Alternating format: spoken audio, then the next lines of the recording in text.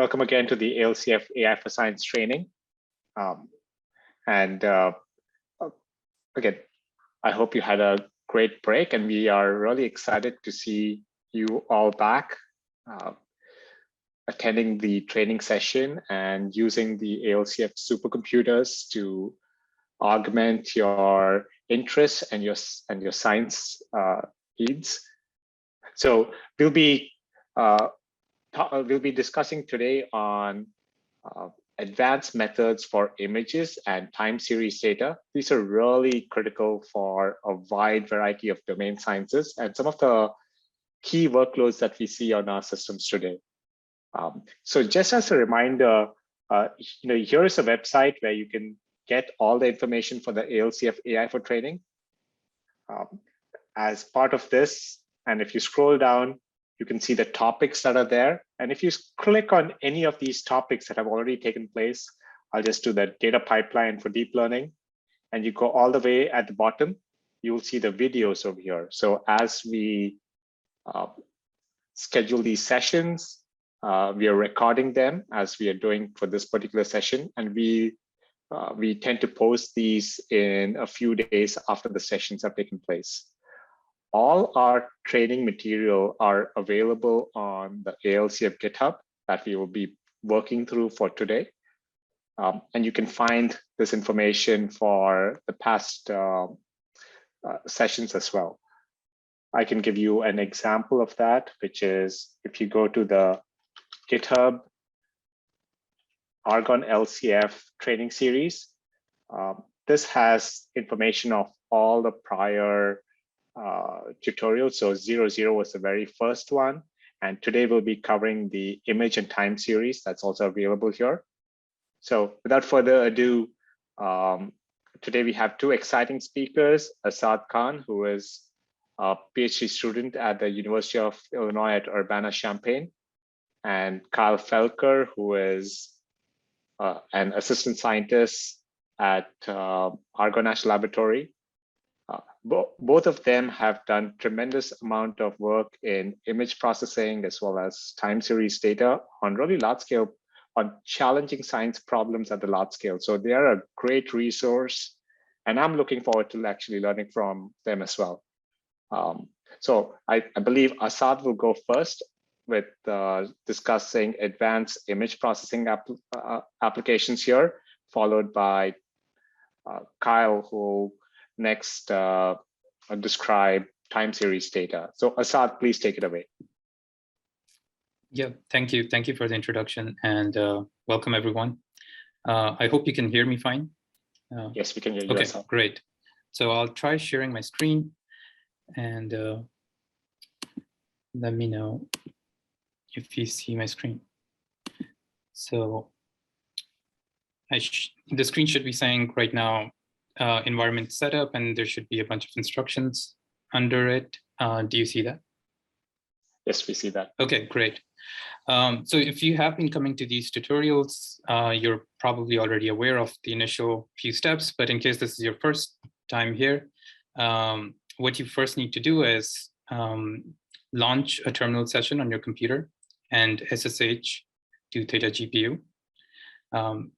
And clone the repository where all the code and instruction material is.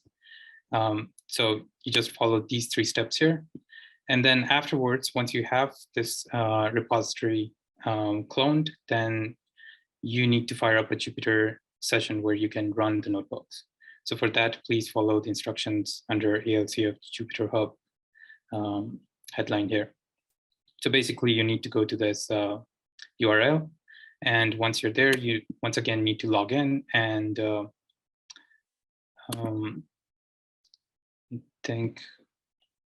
so you'll be presented with a screen like this, and you need to select Theta GPU compute node, a single GPU, and then for project list, you need to select ALCF AI TP, and then for runtime, 30 minutes should be fine. And so I'm going to go over image segmentation and detection, and then we will switch to time series. So you'll probably need to fire it up again at the end of 1 hour. So assuming you have gone through all those steps, then you should have the GitHub repository in your home directory. So please click on that. And then today we are at the 4th tutorial, images time series 04. So click that. And then the first half of the tutorial will be about images and the second half about time series. So let's go to images folder. And then we're going to start with image segmentation. So please click the very first notebook here and the only notebook within this folder. So this tutorial is actually also posted on the Keras website. I've made only slight changes here regarding the data set, and then a little bit of the model definition has been changed. But you can also follow the official tutorial on the Keras website. I've posted the link up here.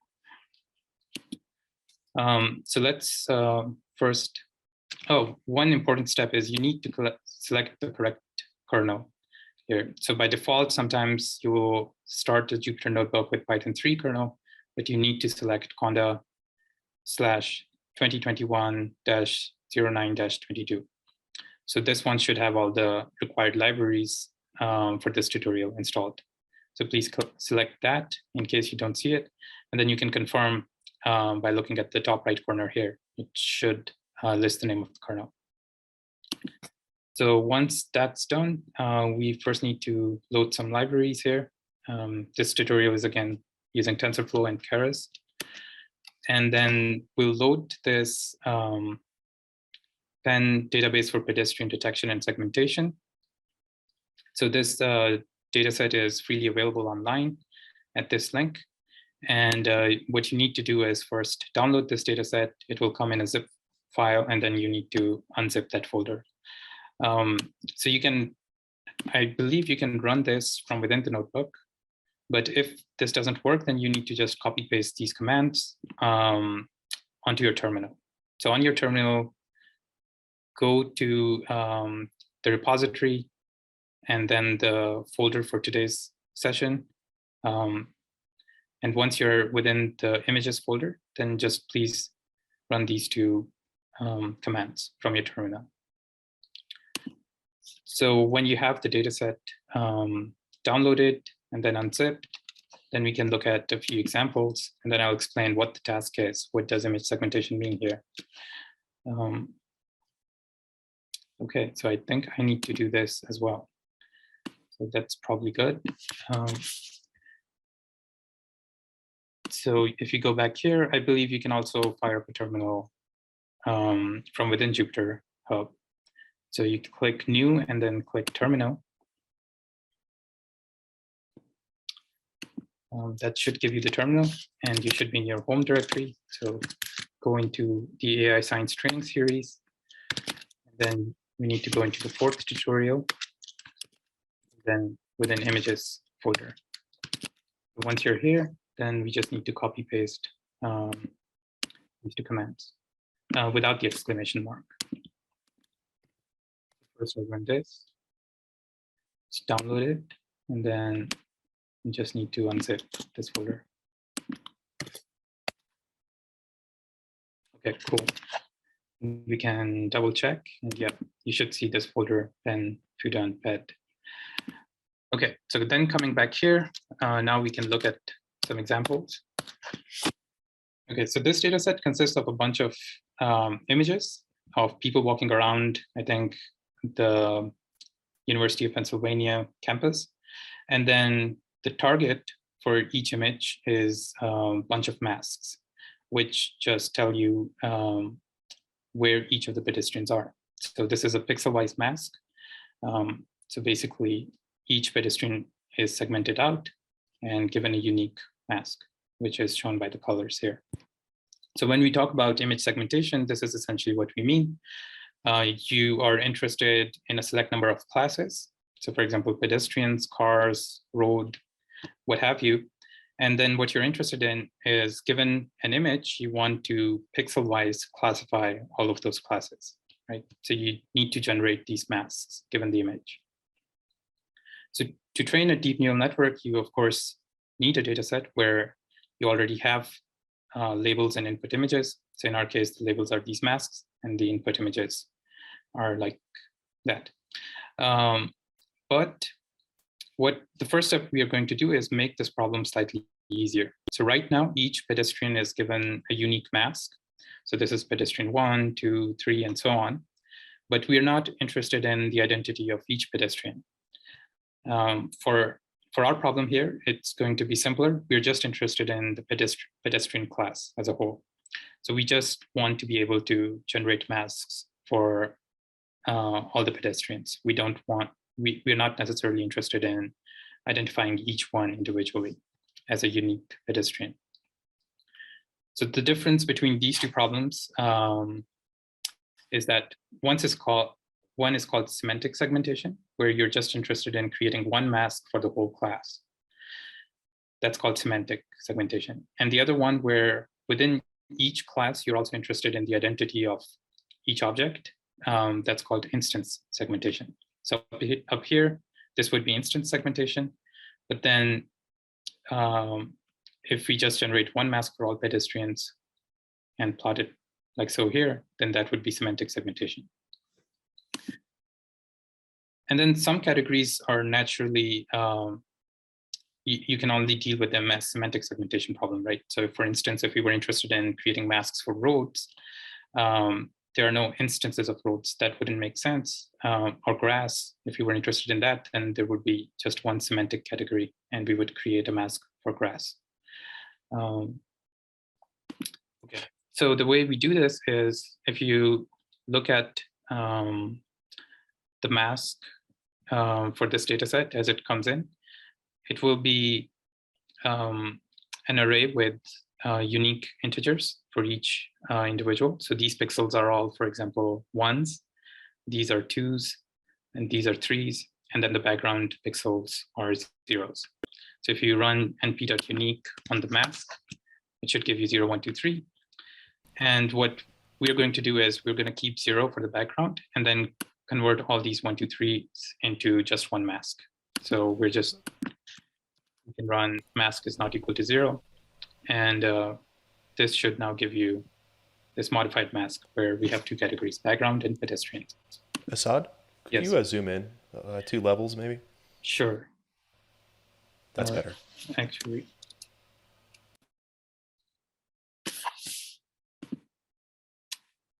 Okay, thanks. Yeah.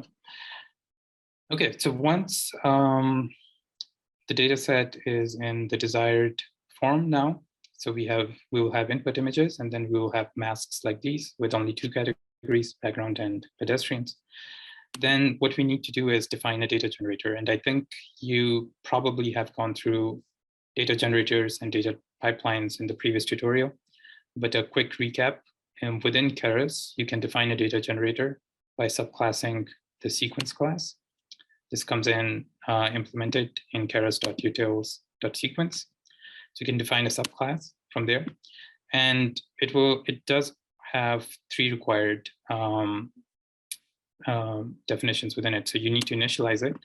And within the initialization, you can give any arguments that are necessary. So batch size is pretty standard. You need to define at a time how many images do you want to read from the folder and then convert them into tensors.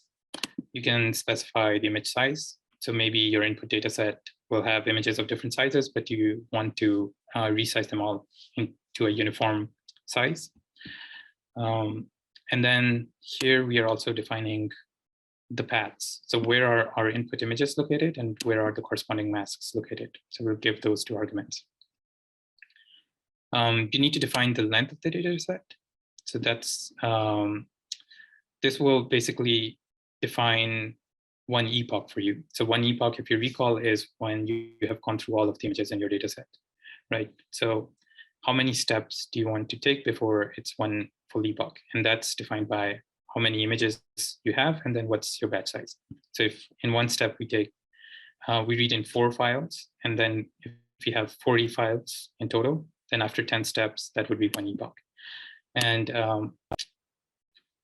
for that, we need to specify the length here. And then the final thing you need to define is this get item method. And so the index argument here will go from, let's say if we have 40 images and our batch size is 4, then it will go from 0 to 9. So for each index, you first read in your images, your labels, which will be masks in this case. And then we're just converting those images into NumPy arrays. So that's what we're doing here. We're loading each image and putting that into an NumPy array. And then we do the same thing for masks. So that's how we define a data generator in TensorFlow Keras.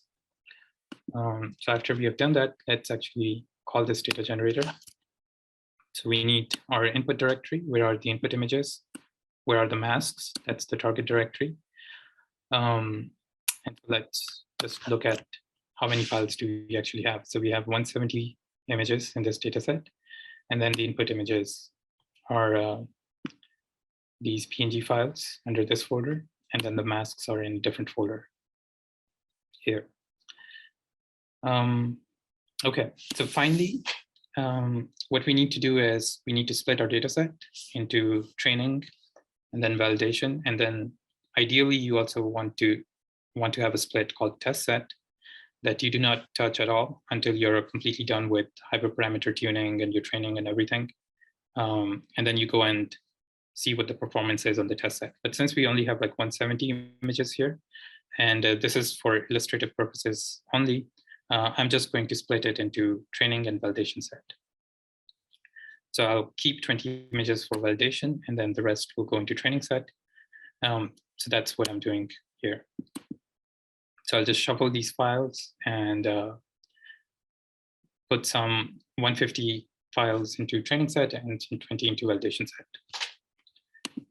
And then we'll resize all the images to 160 by 160, and we'll define our batch size to be 4. So with those defined, we can then instantiate our data generators. So my training generator, I'll give the train input image paths and train target image paths. And in the validation data set, I'll give the validation input image paths and validation target image paths. And if you recall, the reason we did this whole data generators, created these data generators is because if we have a lot of data, then you can't read all of it in memory at once, right? So in this case, since we have 170 images, I could have just probably read all of them into memory and it should have been fine. But if we had 170,000 images, then you can't read all of them into memory.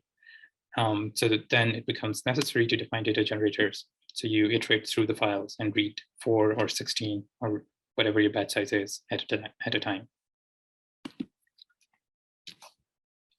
Okay, I just need to make sure I run everything. All right, great.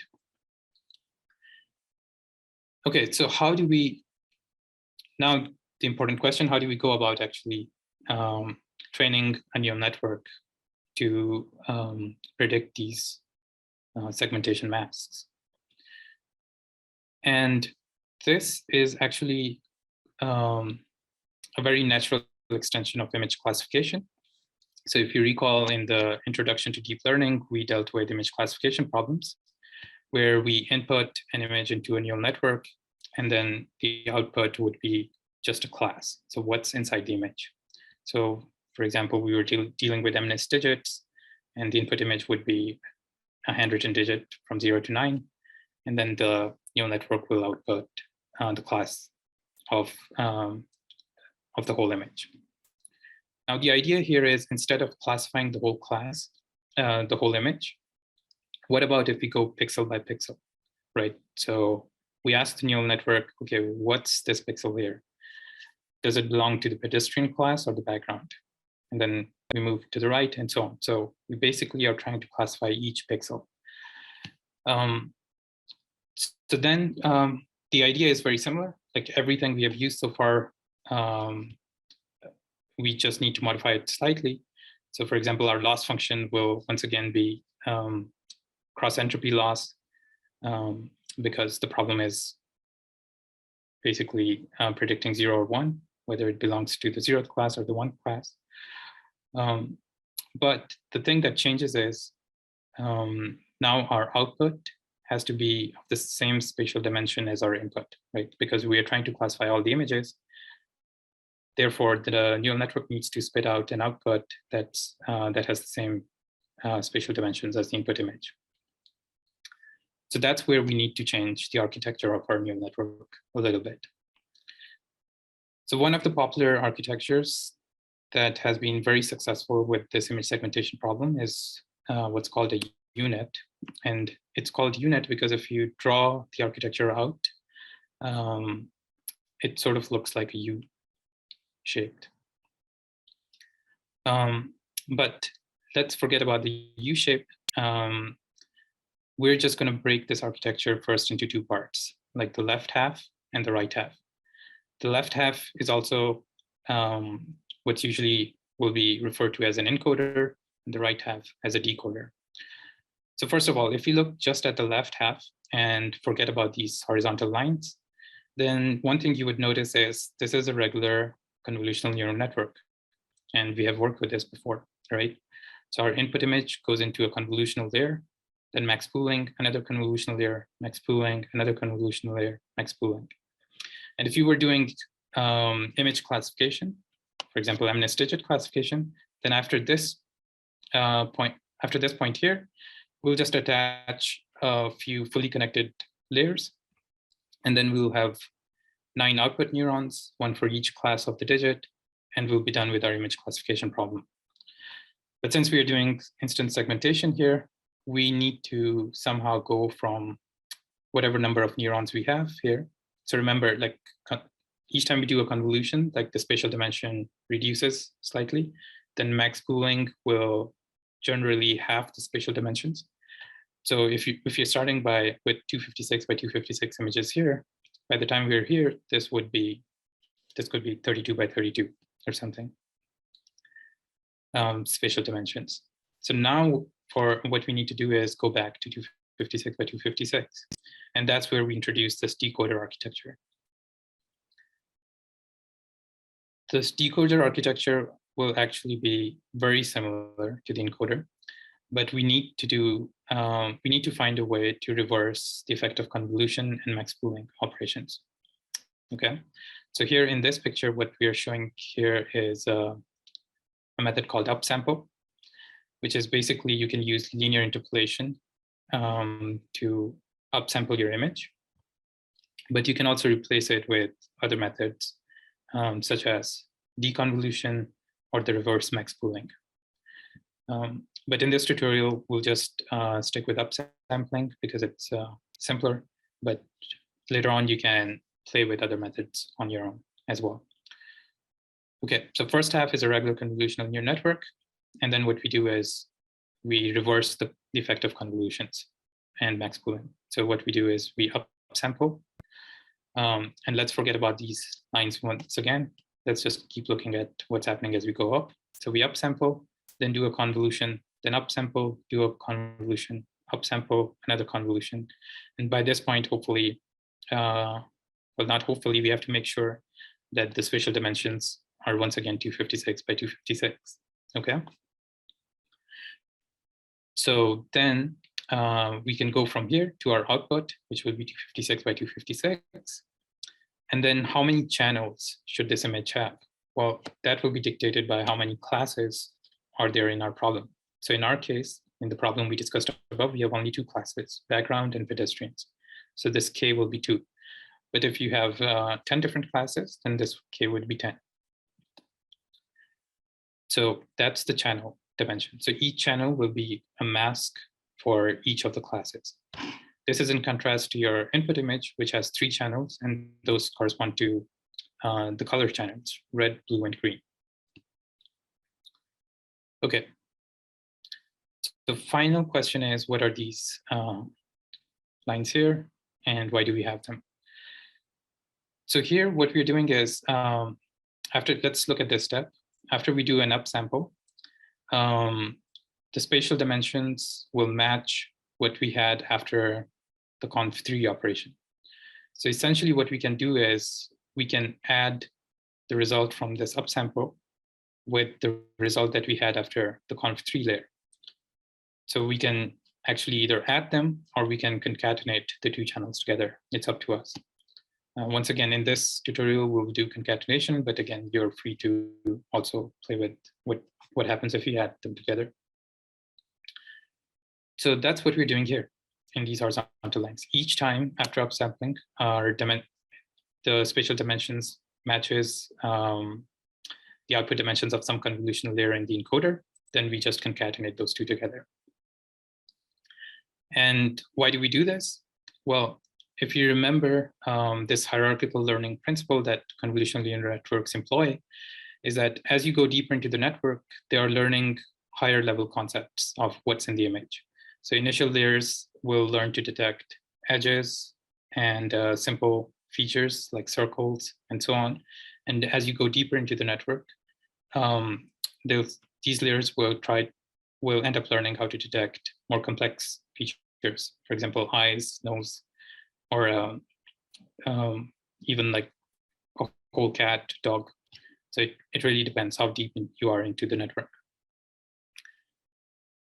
When we're dealing with the segmentation task, what we need to do is we need to have both a high level understanding of what's in the image and then also where precisely are the edges, so that we can create a sharp mask, right? So we need to have a high level understanding that this is a person in the lower right corner, but then also we don't need to create a rough blob here that there is a person here.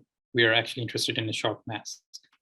So for that reason, what we do is, as we are upsampling, we are also concatenating these features from different layers so that we have this complete understanding of what's in an image and sort of have a sharp understanding of where all the edges and corners are. So that's sort of the motivation why you do this concatenation operation. Okay, so when it comes down to coding this, it's very simple. First half, we have already done this before in our last tutorial. So we can instantiate a conv2d layer. We define how many filters we want. That will dictate the number of channels in the output tensor. We can specify what should the filter size be. So this will be 3 by 3. We can give a nonlinear activation function. So we'll use ReLU. And then we can also define some padding. So same, I believe, keeps the output dimensions spatially the same as the input. So we do convolution, another convolution, then max pooling, then 2 more convolution, max pooling, 2 more, and max pooling. And at this stage, we are done with our encoder, or a regular CNN architecture. Then in the second half, I believe we are somewhere here. What we do is we upsample our output from pool 3, and then we pass it through convolution. And then we concatenate it with the result we had after the second convolutional layer. So those are the 3 steps we're doing here. We upsample the output, we pass it through a convolution, and then we concatenate it with whatever output we can find that has the matching dimension in the first half. Then we do the same, we repeat. So pass it through 2 more convolutions, this output. Then again, upsample it, pass it through another convolution, and then merge it or concatenate it with some output from the first half. So that's conv1 up here. And then finally, we can pass it through a few more convolutional layers. And for the last layer, we have to make sure that the activation function we use is sigmoid. And that's because, once again, we are doing binary classification. So we'll end up using binary cross entropy loss. And for that, we need our output to lie between 0 and 1. And so you have to make sure that you pass it through a sigmoid activation function. There's a question in chat if there's missing a merge 3 in the code. Merge 3. So I do remember, like, I cut off a little bit of this network So this doesn't correspond exactly to the picture up here. And the reason I did this is because I want, when we go through the training session, I wanted it to train pretty fast. So perhaps that's why I got rid of the third concatenations. If it's not there, don't worry about it, but you can perhaps re-implement that. So yeah, I think we only have 2 merges here. Yeah, so I believe I did get rid of some parts of this network. Yeah, thanks for the question.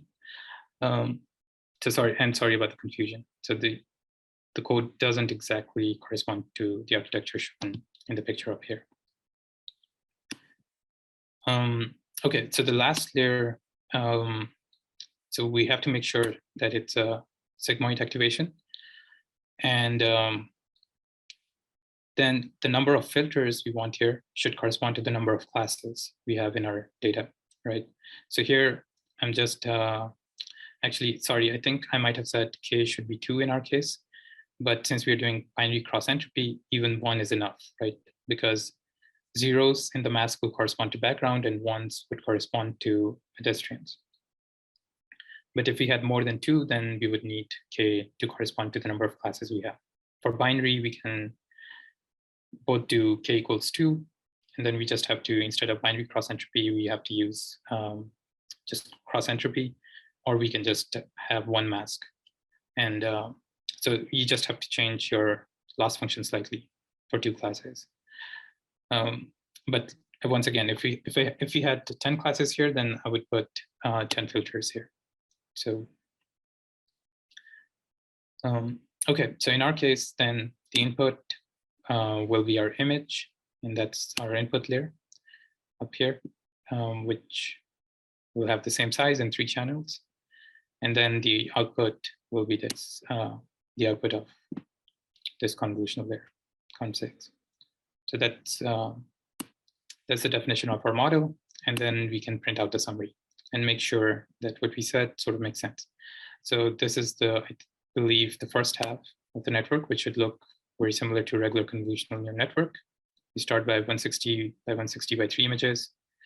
And we are adding more filters, and spatial dimension is decreasing. It's going from 160 to 80 to 40 to finally 20.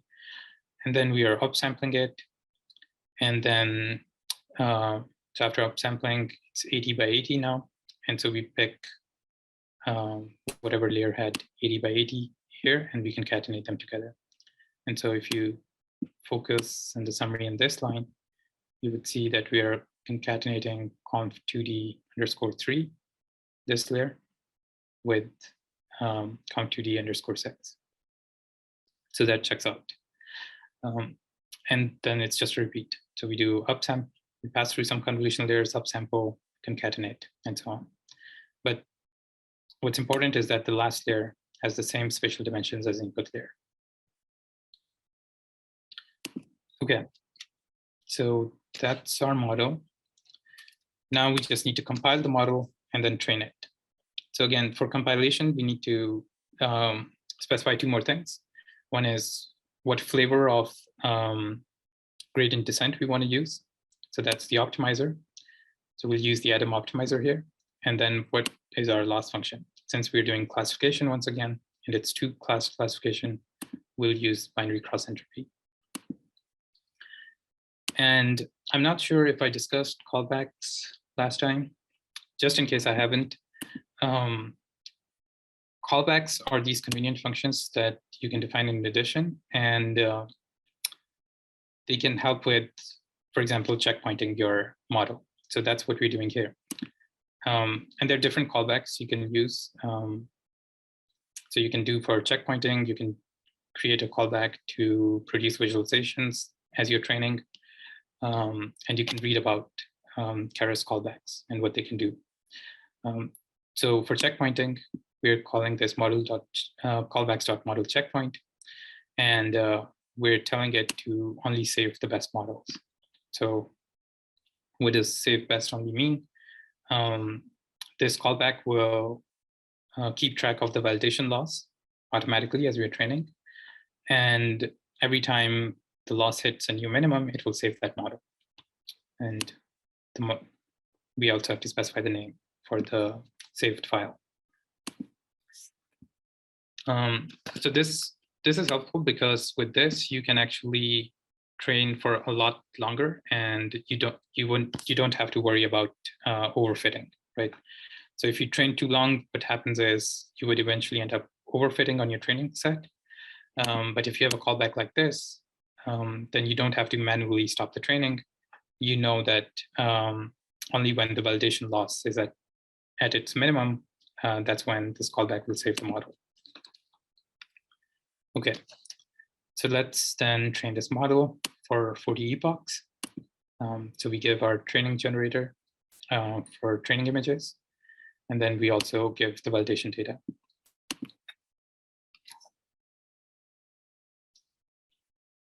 And I think this should be super fast because we only have 150 images to train on. So you'll see that the training loss is going down. Hopefully the validation loss also keeps going down hand in hand. But if we hit a point where the training loss keeps going down, but the validation loss stops decreasing, or in fact starts getting worse slightly, then we know that's the point where the model has started overfitting, and we need to stop there if we didn't have the callback. But since we have the callback, we know that the saved model would only correspond to that point. And after that, it wouldn't save the model. So any questions while I think it trains for another few seconds? There was a question about viewing the intermediate activations of the images to see what the downsampling and upsampling looks like, how you would do that. Sorry, can you repeat the question? So is it looking at the summary here or the activation maps of the... Activation maps to see what a downsampled image looks like, say at the third layer. Right, right. So yeah, of course you can do that. I don't have that code in this notebook, but if you go back to our Intro to Deep Learning section, you can use the same code here as well. So let me try to go back there. In deep learning, I believe in the second notebook, MNIST, I discuss how you can visualize the output of the intermediate layers.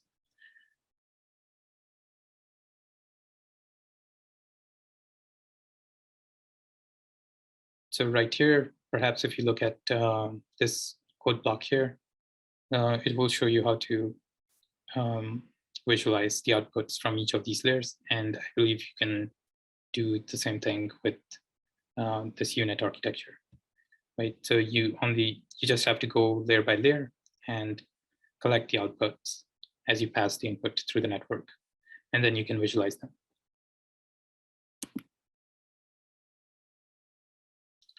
I hope that answers your question.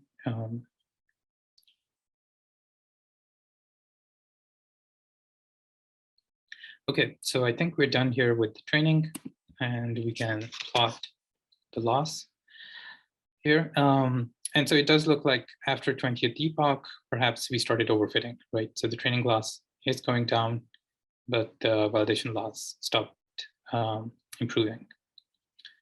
And okay, so then for inference, well, this is not too bad. So I'm just going to keep going, but you can, of course, go back and load the model from your checkpoint now at this point. But let's just look at what does the model do after the full training. Okay, so now, just out of curiosity, I'm gonna visualize both the training images as well as the validation images. The training images, of course, were the ones that the model trained on. So we'd expect the performance to be slightly better on the training set. So I redefined this data generator because now I really want the batch size to be 1 because I want to look at 1 image at a time. So that's the only thing I'm changing here. I'm specifying the batch size to be 1. The rest should be the same. And then we can go through a for loop and go one by one through the images and look at what does the output look like. So here's our input image. This was the ground truth mask. And this is the predicted mask coming out of the model. So on training images, it doesn't look too bad. At least it looks like it's got the right number of pedestrians, roughly. So it's not missing anything, but of course there is some noise, and then the boundaries are not very sharp, which perhaps we can improve by increasing the dataset size, as well as by playing around with all the hyperparameters that I mentioned, because we made very specific choices about upsampling instead of deconvolution and so on. And then on the validation set, this is not truly a test set, because remember, we used this callback to stop the training early. So we did make use of this information during training, right? So that's why this is not truly a test set. This is informing some just hyper meta decisions about your training, right? So true test set would be one that we didn't use at all. But anyway, at least we didn't train on these images. So let's look at what the performance looks like on the validation side. And here, as expected, the quality of masks are slightly worse compared to training images. At least qualitatively, that's what it looks like. Now, quantitatively, how would we measure the performance? That's what we're going to discuss next. But up to here, I think this is the end of the notebook. Are there any questions up until here?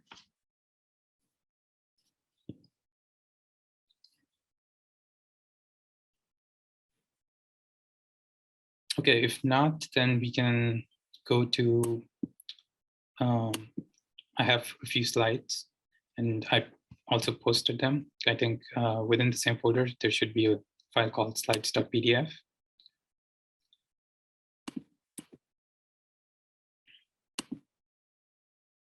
So you can go through these slides, and I have them open here on Google Slides as well. So quickly to recap, so far we have dealt with these two problems. We have done classification, where we have just one subject in an image, and we're interested in what is that subject. So if you have images of cats and dogs, or images that have only one digit within them, then that's a classification problem. We input the image into the neural network, and then it just tells us what class is inside the image. Now we have also dealt with semantic segmentation, where instead of doing a classification for the whole image, we're doing classifications for each pixel and saying, which class does this pixel belong to? So here is an example of maybe 4 classes where we have grass, cat, trees, and sky. So the next 2 topics that I want to discuss are object detection and then instance segmentation. So object detection is, again, an extension of this classification idea.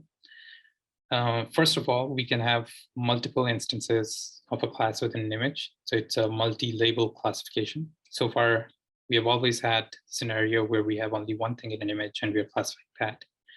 But we can also have multiple things in an image. So for example, 1 cat and 2 dogs. And so how do we go from classifying one object to classifying multiple objects in an image? So that's multi-label classification. And then on top of that, we're interested in predicting these bounding boxes around each object. So that's 1 dog, that's another dog, and that's a cat. And so the combination of those 2 is called object detection. So you're first classifying all the classes that are within your image, and then you're also predicting bounding boxes around each image, around each object. And then if we sort of combine this object detection with segmentation, then we naturally get instance segmentation, right? I'm not saying this is the only way of doing it, but let's say if we were producing semantic segmentation masks and also predicting these bounding boxes, then that would naturally convert, would give us instance segmentation, right? So let's say we created just masks for dogs, but then also predicted bounding boxes, then we can crop out the mask for each dog separately. So let's discuss these 2 problems now. So we'll build up to it slowly. First is I want to go from classification to actually object localization, because this seems like a natural, easy step. Because once again, in object localization, what we have is we still have one subject in an image. So we'll only have one dog or one cat in an image. But on top of classifying the image, we just want to also predict this bounding box. How do we do that? And that's pretty simple. So previously, for our classification, the neural network architecture looked like this, right? I've copy pasted this from the notebook on classification, where we were doing MNIST digit classification. So remember, we have a bunch of convolutional layers, and then we attached a few fully connected layers at the end. And then the last layer had 9 neurons corresponding to each digit that we classified. Now, if you were also interested in predicting a bounding box around this image, then what we can do is, after the these convolutional layers, we can add 2 branches to our network of fully connected layers. So one branch would be exactly the same thing, where we do classification and say, okay, which digit is it inside the image? And another branch where we have a few fully connected layers that do regression, right? Because bounding boxes are defined by their coordinates.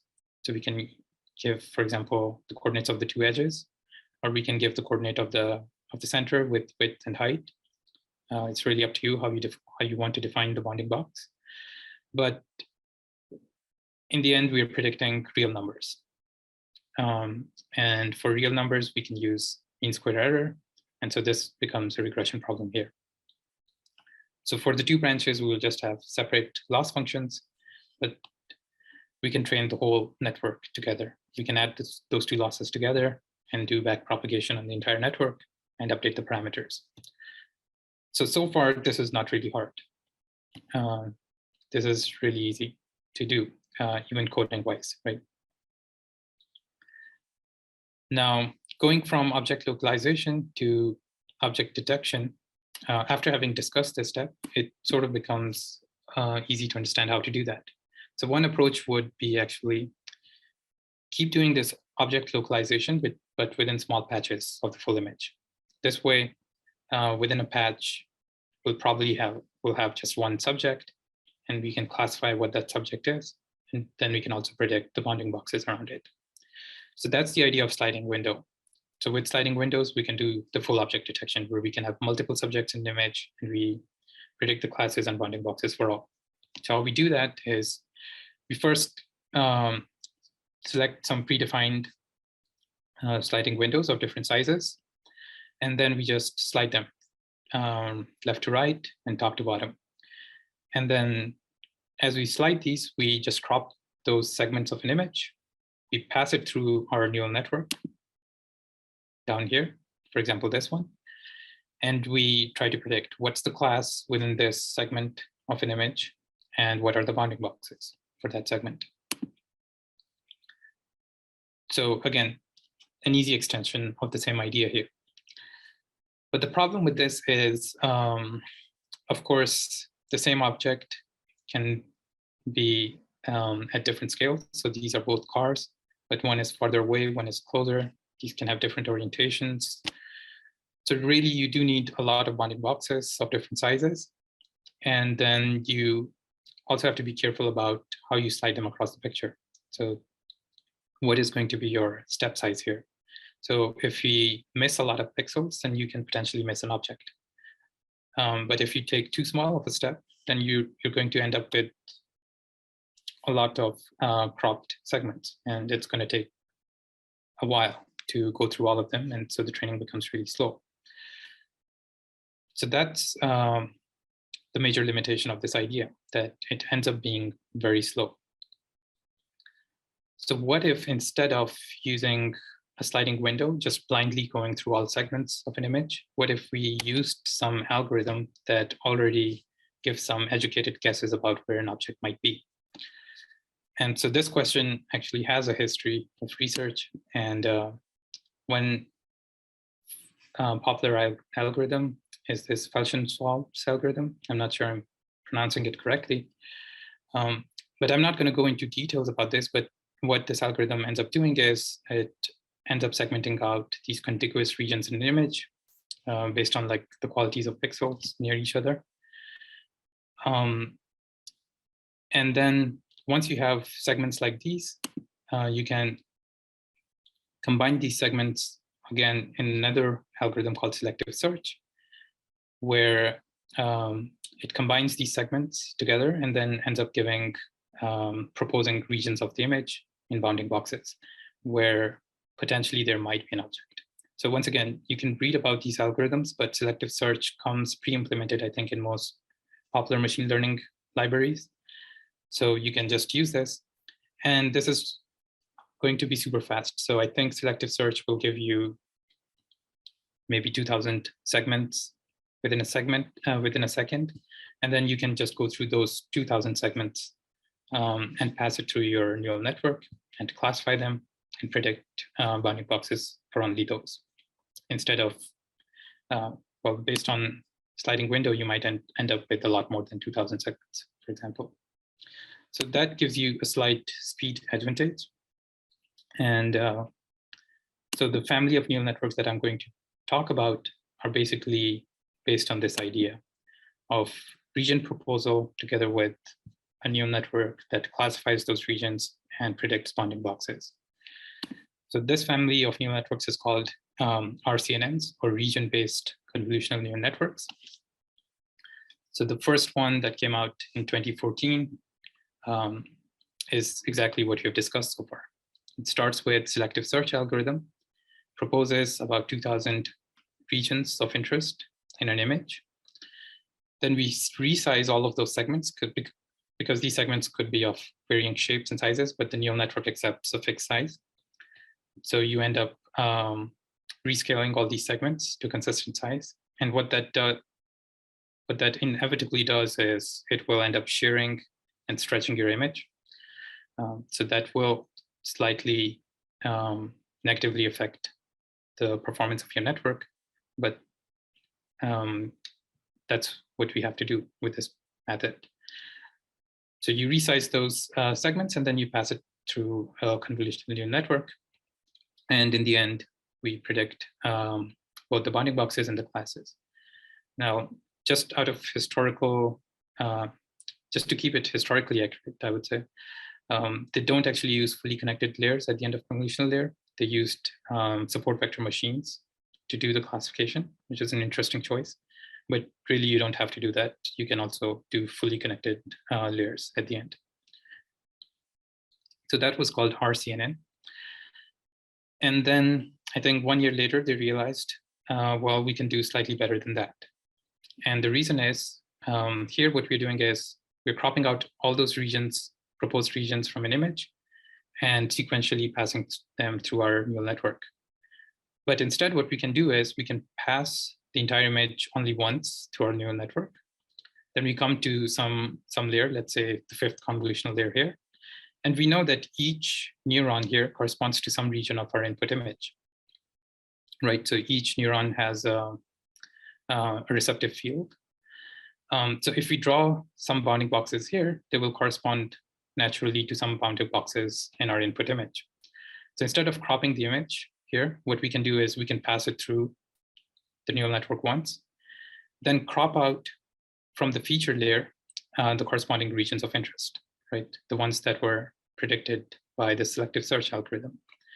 So we do that there. We just resize the cropped regions of this feature layer and pass them through a few fully connected layers.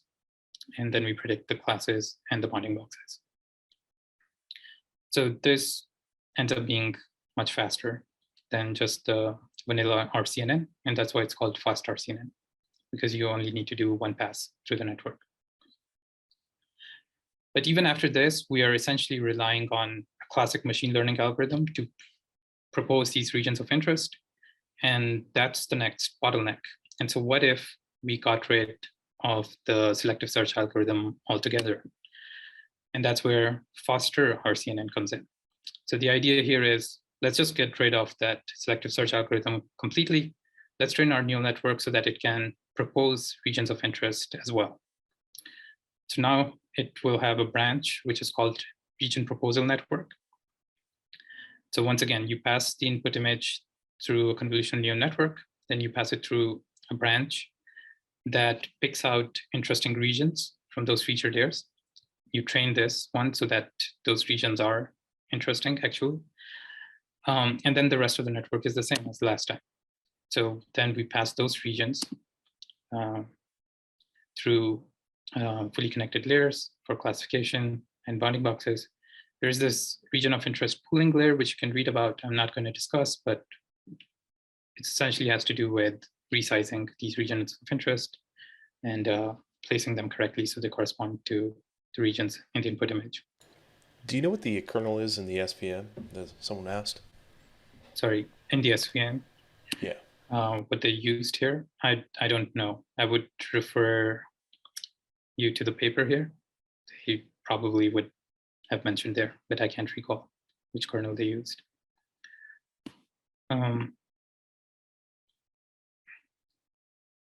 Okay, so here with faster RCNN, we just got rid of selective search completely. Now we really are truly doing just one pass through the convolutional neural network, and we are doing everything end to end. We're proposing regions of interest, and then based on those regions, we're doing classification and bounding boxes. Just in case you're interested in how these this part of the network is trained, it's basically, you don't have to be super precise about bounding boxes here. As long as the regions have some overlap where with the ground truth object, then you treat that as a positive example, otherwise it's a negative example. And so it's you separately train this part of the network, and then once it's trained, then you can end-to-end train the whole thing. Asad, we have a hands. I think Anika has raised her hand. Do you have a question? Go ahead. Please feel free to ask. Hello. Hi, Asad. So I had a question about, is this RCNN method also applicable for image segmentation, like to classify each pixels for using local regions? Yeah, absolutely. Yeah, it is. And that's what next I was going to talk about, mask RCNN. So okay. That's, yeah, good question. So mask RCNN is essentially faster RCNN, but instead of having two branches, one for the bounding box regression and one for classification, you also have a fully convolutional network here. So once again, you do a few convolutional layers so that the output matches the input dimensions spatially. And then the responsibility of this part of the network is to predict the mask. So basically, these two networks are the same. If you get rid of this branch, then it's a faster RCNN. But if you introduce this branch to predict masks, then it's called mask RCNN. So mask RCNN is, I guess, the ultimate network here we have, because it predicts everything. It classifies everything in your image, gives a bounding box for all of the objects, and then it also gives a mask for each of the objects. Sorry. Okay, so I'm just going to quickly talk about what's the recommended way. So let's say you have some problem in the scientific domain, and so far I haven't talked about any scientific problems, but for example, you're interested in detecting galaxy images and segmenting those out of a larger telescope image. Then what's the way to go about this? So you can actually train the whole model end to end on your scientific domain problem, but much more recommended way would be to use transfer learning. So a lot of these models are trained on very large data sets. And so you can take one of these pre-trained models and you can keep a lot of this network, or let's say even just the CNN part, you can keep that fixed. You can freeze the weights there. And then you just redefine your layers that are responsible for classification and bounding box regression, depending on the number of classes you have. and you just fine tune those layers. And the reason it works out, once again, is because for images, the earlier layers are learning some universal features, which are very basic lines, edges, and so on. And so hopefully those will be useful even in scientific domain. So you can, yeah, so if you're interested in doing transfer learning, then I will just give you some examples on how to do that because I'm almost out of time here. But just quickly, I want to talk about what's the loss function here. So remember, the loss function here for mask RCNN will consist of 3 parts. The classification loss, which is a binary cross entropy. The regression loss, which you can use mean square error or mean absolute error. And then for the mask, which is again a binary cross entropy, but pixel-wise. Okay. Quick question. Yeah. When you fine tune, do you typically freeze the initial weights, or do you continue to train them, but you know, reset completely the final layers? Yeah, good question. So I don't know if there is a recommended way of doing it, but personally what I do is I first freeze them completely and I just train the layers that I introduced myself. And then once the model has converged with that, then I reduce my learning rate by a lot and go back and unfreeze the earlier layers. So if there are any small adjustments that need to be made to the weights of earlier layers, then we can do that as well. So, and my session won't be longer than 45 minutes, so take your time. Okay, thanks. Okay, yeah. So once again, faster RCNN and mask RCNN, the only difference is this part, right? So if you were dealing with faster RCNN, then we would have our loss function would be in blue. But if you add this mask portion, then you also add this loss here. Now, I just want to say a few words about like when you go to object detection, you need a lot of boilerplate code and a lot of helper functions. And if you write all of those out, it almost becomes sort of a mini library itself.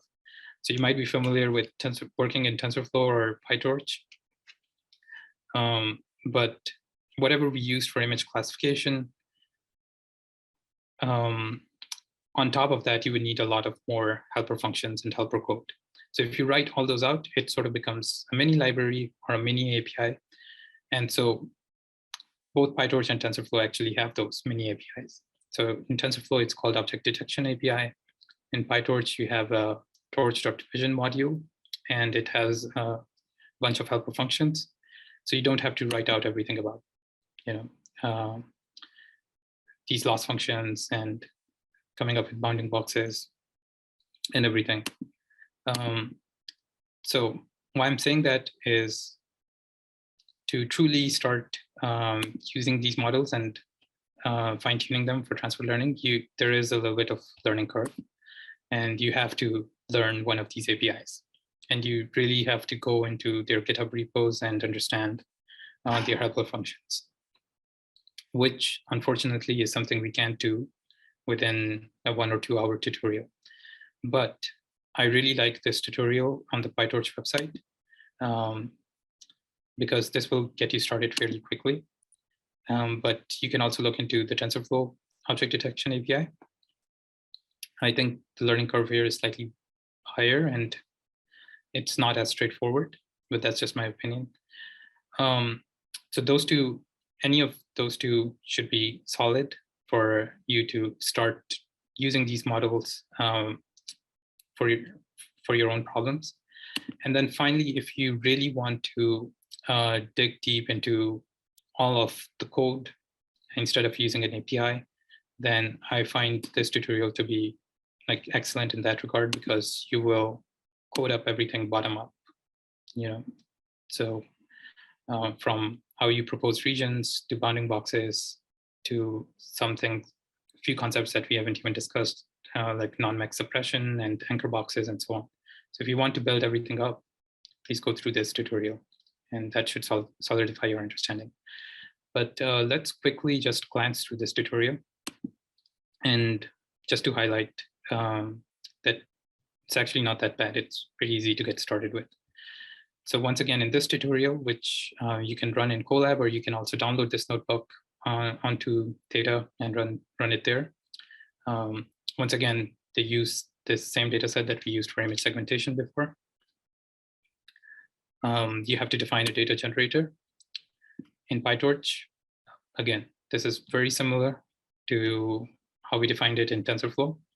So we have our initialization method, a getItem method, where once again, we're reading the images and their masks, but this time we also have bounding boxes, right? So for each object, we have the bounding boxes, and then you can normalize the coordinates of those bounding boxes. And then you can return an image and the target. And the target here is a dictionary because you have multiple things, right? You have bounding boxes for all the objects, tables, masks. This is image ID, I think, redundant here. I'm not sure where it's used, but then there is also like these two area and this crowd, which I don't really want to discuss this, but area is important based on whether your object is smaller or larger. You might want to weight the accuracy of the model based on that. And is crowd, I believe, is if you have multiple objects within the same region, then you might want to ignore that object or that region. Anyway, so the important question here is grabbing one of these models and then fine-tuning them. And here they show how to do that. So Torch Vision has a bunch of object detection and image segmentation models. So here you can pick the fast RCNN model. Again, I think they're doing person versus background. So you have two classes, and you're just redefining your the head of the model, which has the, I think, bounding box predictions and the class score, right? So yeah, so here, region of interest heads, you're redefining your box predictor, which will, I believe, give you the number of classes, the class labels, and the bounding box coordinates. But the base of the model is you grab this pre-trained one and you keep that frozen. And so down here, I think, and if you wanted to even like change the backbone, so you want to use a completely different convolutional neural network, you can also do that. And they show that here. But if you want to keep everything the same, but just add a new head to the model, then that's shown up here. So once you've defined that,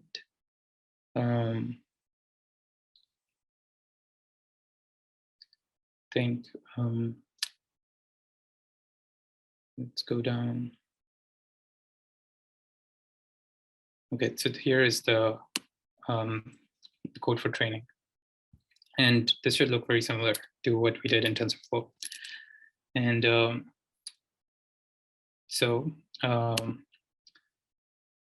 first of all, again, you initialize your data generators. And then you instantiate your model. And then in PyTorch, you have to like explicitly specify all the parameters that you want to train. So that's, you have to create this list. So it's collecting all the parameters that require grad, which means they would need to be updated. So you define your optimizer, and then in this for loop, you're just training for the number of epochs you specify. So again, the boilerplate code and the helper functions that I mentioned are these ones, right? Train one epoch, and that's taking care of everything internally. So if you truly want to understand what's going on, then you need to go and look into that function, which comes from your repository. I believe somewhere they downloaded the torch.vision repository, and within that, there are these helper functions. But if you go to the Keras one, then you would sort of write everything out, and you would have a much deeper understanding of what's going on. But if you're really just interested in fine-tuning a model on your problem and don't have to worry about rewriting all the code, then you can use this repository. Okay, so once it's trained, it will print out, or even during training, it will print out a bunch of metrics. And one thing you would notice is this IOU metric, and this stands for intersection over union. And then it will give you average precision and average recall at different IOUs. So when IOU is 0.5, 0.75, and so on. So what does this mean? Okay, so that's the last thing I want to discuss, this metric IOU. Okay, so hopefully you already know what true positives, false negatives, true negatives mean. Then precision and recall are these fractions. True positives divided by, I think, all predicted positives, and then recall is true positives divided by all actual positives. So then if you plot precision versus recall, as you relax the threshold, you would get a curve like this. And so the area under this curve is what's referred to as average precision.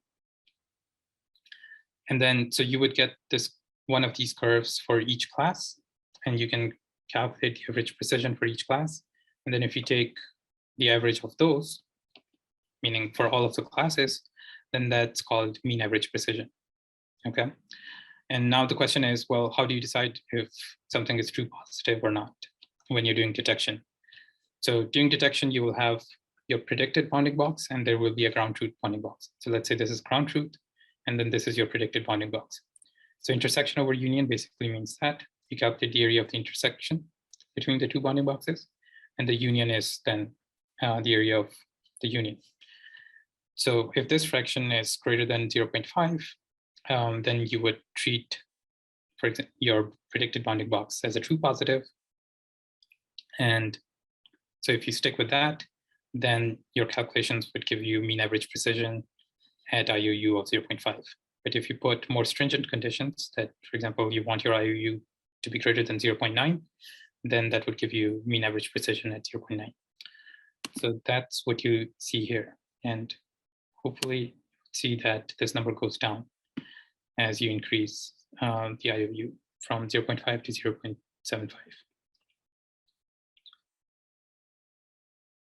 Okay, so basically, this is how you quantitatively see how well your model is doing. You could potentially just look at the, you could potentially just look at the mean square error between the coordinates of the predicted boxes and the true boxes. That's not as informative. IOU naturally lies between 0 and 1. So it's easy to interpret, and you can quantify the performance of your network, both for bounding boxes as well as for instance segmentation using this metric. I think that's all I have. So I would just recommend going through any of these tutorials at your own pace afterwards. Which of these models do you use in your graduate research, if any? I have not used object detection in my research. I've done internships where I ended up using RCNN, faster RCNN model. But then also, I think I didn't mention, but the state of the art nowadays are YOLO and SSD. So YOLO is a funny name, but it means you only look once. That's what it stands for. That's another architecture. And then SSD is single shot detector. That's another popular architecture. And I believe those are the state of the art. Faster RCNN, I think, was the best around 2018, 19, around that time. But I think RCNN family is like very instructive to really understand the whole thing. So I would still, if you recommend going through these models to understand all the concepts. And once you understand them, then the differences between different models are not that substantial. It's really easy to use or code up any of those.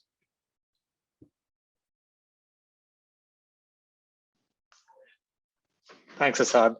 Are there any questions that folks have for Asad? It's a great time for that. And while we are doing that, Carl, do you want to set up and get started?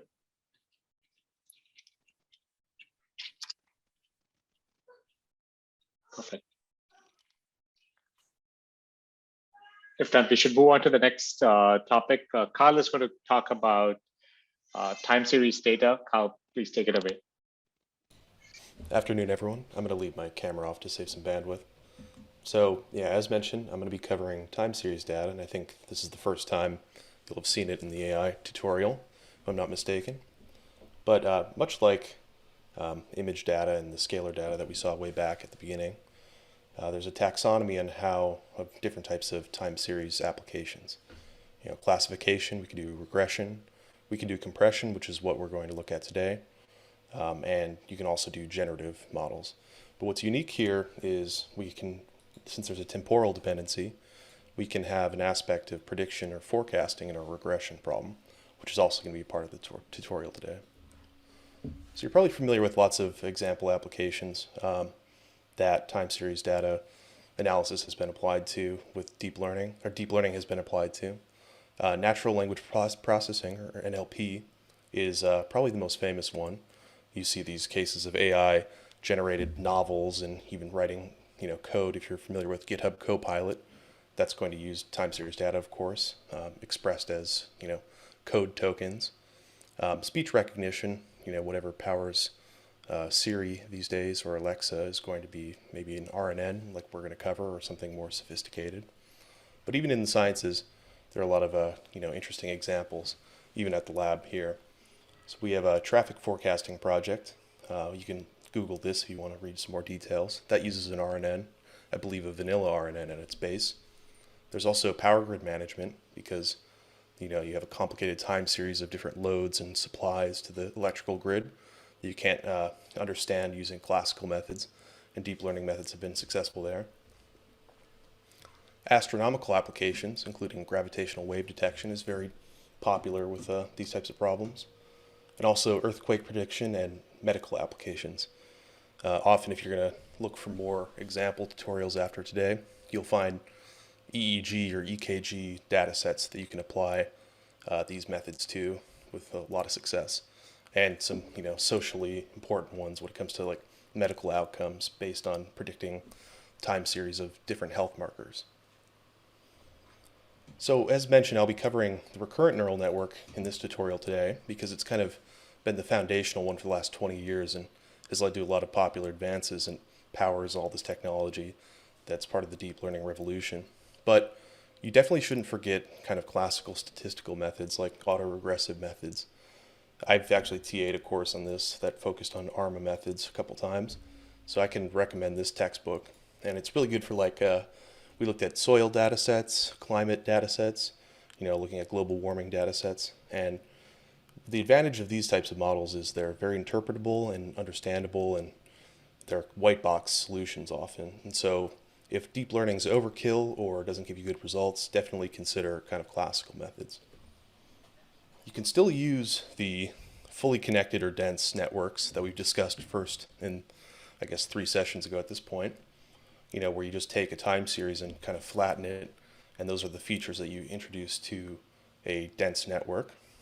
But there you kind of lose the temporal relationship between the inputs. The network doesn't really, it'll have to learn that, input 1 and input 2 come after each other or have some temporal dependency. So we want to maximize this kind of inductive bias that we put into our network, hence why recurrent neural networks have become so popular. I'll also mention you can use convolutional models. Again, there's a way to get that inductive bias like through a temporal convolutional model, where the convolution along the temporal dimension is dilated, so there's a sparse connection table, which allows the problem not to grow exponentially with these filters. And they're really successful. They came after RNNs, I think 7 years ago or so. But RNNs are definitely important to understand. In fact, they were augmented with something called an attention mechanism when it's found that very long sequences were hard to perform well, or the RNN did not perform well on very long sequences. And after the attention layer was introduced, the transformer was developed, which you've probably heard of. I won't cover it today, but you definitely need to be aware that when it comes to time series data, transformers are kind of the state of the art. And the transformer paper was actually titled "Attention is All You Need." So they discarded the recurrent neural network part when they added the attention, and that's led to a lot of revolutionary results in NLP and also extremely large models that are expensive to train. But what's nice about the RNN and the LSTM that we'll look at is that it isn't too expensive to train, like versus a billion or even trillion parameter transformer. Excuse me. And I'll also mention that vision transformers, even though they're transformers that aren't applied to NLP, but they might be applied to images or videos. And video, of course, itself is a time series data set. But a vision transformer can also be considered like a sequence model, because what happens is you take one of these large images and you break it up into patches, and the patches, subpatches of this image become a sequence in itself, and the model has to learn this sequential nature of the data set. So for the environment setup, like I said, we're going to be using a single notebook today. It's CAE_LSTM. It's a really great notebook, developed I think a year and a half ago by a colleague of mine, Romit Malik. I figured we'd go in a different direction with the tutorial versus the kind of classical RNN tutorials, one that's more motivated by some cutting edge science applications that some of you might have experience with. And we'll be using this kernel, as Asad mentioned. Same one as before, nothing fancy. But just be sure if you didn't pull the latest updates on Theta GPU before the last hour, do it now. Also, we included this kind of classical notebook that's been around for a few years that does a classification problem with an RNN, where it takes a sequence of review words from the IMDb movie database, and then you take this entire sequence and you classify whether or not the review is positive or negative. So that's a kind of many-to-one prediction problem or classification problem. So if you're interested in looking at that afterwards, just follow that link.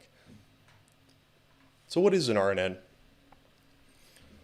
An RNN is, pretty simple to understand in contrast to a MLP, because the only difference is that instead of a unidirectional way in which you do a forward pass, they have this recurrent relation where the output has to be fed back into the input alongside the input. So the easiest way to understand it is to look at unrolling it as a sequence of these networks, and this is the connectivity. So you have a sequence of, I guess, t+1 elements, or these can be vectors or images even, but you have some sequence length, and you're going to pass each time step of that sequence into the network, and then whatever activation comes out is outputted, but this is also H0, gets passed into the network at the next time step, hence the recurrence. So looking inside one of these cells, as they're called, this is a simple RNN cell. It's extremely simple because the only addition is another weight matrix. So this is one formulation of it, where the previous hidden state or activation is transformed by this weight matrix. It's tunable. You're going to train this, and those get combined to produce your next output. I'll just note that this is what most people say a simple RNN is, but actually the implementation in TensorFlow and Keras is a bit different, but it's the same idea. So how you train something like this is, just as you train an MLP, is you have to perform backpropagation through time, where at each of these outputs you're going to compute the loss, and instead of just going straight back to the input, you're going to have to follow this recurrent pattern to backpropagate through time. It's also often called truncated backpropagation through time, because you sometimes don't do the entire sequence, because it can get too expensive if you have a sequence that's 10,000 elements long. But the problem with this is that this recurrent nature, where you have these hidden activations just kind of exposed on the outputs, and this backpropagation happens at each time step, is going to produce often exploding or vanishing gradients. That's going to make it extremely hard to train for any sequence that's even longer than maybe 10 elements, depending on your problem. So one solution to this was to introduce the LSTM, or long short-term memory network, which came actually in 1997. It's been around for a while now and still is successful. And what key addition here is a cell state which is this top arrow right here. I think it's indicated by CT right here, and this changes at each time step. So this cell state is a kind of protected version of the hidden state that we saw in the simple RNN. It's protected because the only way that it gets modified is through these 3 gates. This first gate here is the forget gate, this is the input gate, and this is the output gate. So given a certain current time steps input and the previous time steps output of the network, it's going to decide, based on these tunable weights, what should be forgotten from the recurrent cell state. Then it's going to decide what to add to it, and it's going to decide what to take from that hidden cell state and output as h of t, which then it also gets passed to the next time step. But at the end of the day, it's just a bunch of dense layers with some pointwise multiplications and additions. So it's not that complicated, and it's more expensive certainly, but the back propagation is a very expensive part. But just adding this complexity here is going to actually prevent the vanishing and exploding gradient problem in a lot of instances and make them very usable.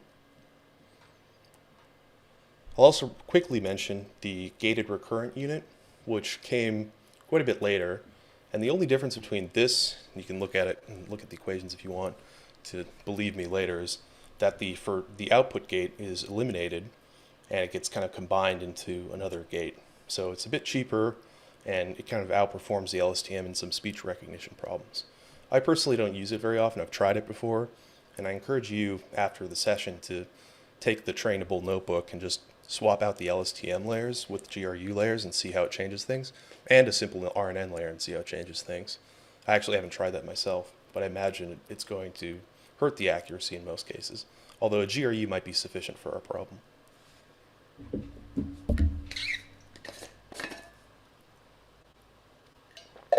So just to bring it back to what I work on, so I work in fusion energy sciences, and we take LSTMs to apply to very interesting time series data that comes from a fusion reactor that's operational in the United States and a couple other fusion reactors.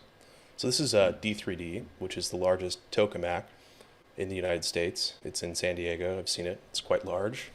And you might know that they're building the world's largest one in France right now, and have been for a decade plus.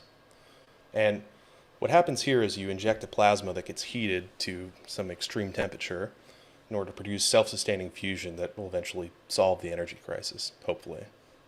But the problem is for these smaller devices, and the physics is very complicated and nonlinear, and it leads to these instabilities where suddenly all this energy that you're putting into the device might be dissipated in an instant and the reactor is shut down. So we don't fully understand the evolution of these equations and how it interacts with the wall and all this hardware. So you can see all these ports. There's just a lot of diagnostics that are constantly measuring the state of the plasma or sampling it. So you might have the magnetic field at a certain point, or the plasma density across a certain axis. So we have all this data that these experimental scientists are producing and storing for years and years and years. So we figured to take a deep learning approach and take the LSTM in particular and feed it this historical database of data that we can train to detect these disruptions or instabilities before they happen and shut down the machine safely, because there's so much energy in some of these disruptions that it can often damage the machine. So here's the architecture that we settled on, which we take those 0D diagnostics or single samples like the plasma current at every time, and we take these profiles that are measuring the temperature in a certain direction. We do some some CNN pre-processing to those profiles and concatenate them with the 0D signals. We just feed this into a stack of LSTMs that aren't too large, maybe about 1 million trainable parameters. And we feed this for about 128 millisecond subsequences and predict the onset of the disruptions, which come from a hand-labeled data set. And we find we can get pretty accurate predictions within a couple milliseconds, which is important if you want to run a tool like this in real time, like sitting on a GPU outside the machine. So, oh yes, I have this as well. So this is what it actually looks like in terms of what the code sees. So here are the 0D signals, some of them, that get fed during an actual hardware run of this machine. And you can kind of see things are kind of stable or nominal around here. And then the plasma is definitely doing something different around here, but who knows whether or not this might cause it to shut down. And here's the profile information. Again, something dramatic's happening here. Where this red line is actually where the instability is officially occurring as labeled by some experimental scientists. And then here is the output of our network that I just showed you, where the output between -1 and 1, some alarm, some proxy for instability of the plasma, scalar, crosses this predefined threshold, raises the alarm, and could shut down the machine with a lot of time in advance of the disruption. So the takeaway of this is just to show you that LSTMs are still used in scientific applications widely and can often be really good tools for real-time inference problems. I'll stop here for questions.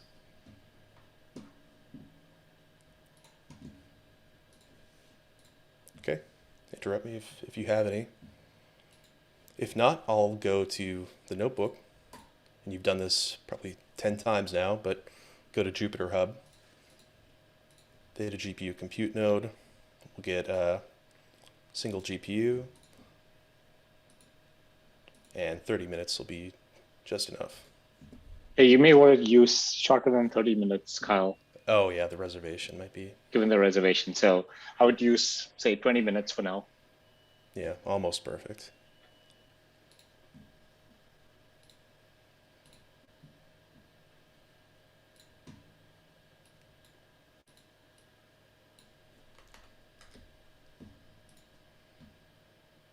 I think I'm gonna have to kill the job.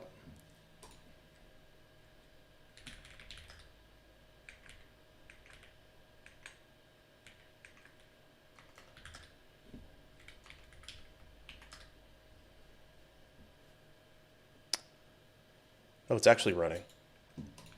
No, I think I might have messed up the server. There we go.